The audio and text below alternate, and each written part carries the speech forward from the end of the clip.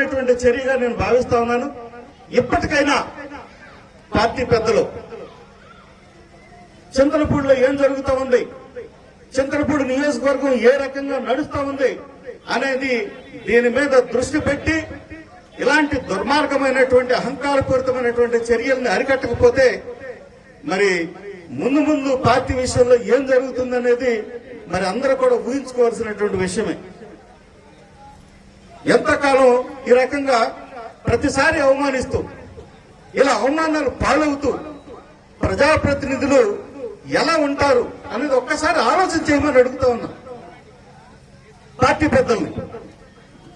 ఎందుకు ఈ రకంగా నా మీద కక్షపూరితంగా మరి ఇలాగా ప్రజాప్రతినిధులుగా నా వెనక ఉన్న వాళ్ళందరూ కూడా సర్పంచ్, ఎంపీటీసీలు, పార్టీ పదవుల్లో ఉన్నవాడు, మరి వారిని ఈ రకంగా ఇబ్బంది పెట్టడం, అవమానించడం సబబేనా? ఇదేనా పద్ధతి? ఈ రకంగా చేస్తే మరి వారు అవమానపడుతూ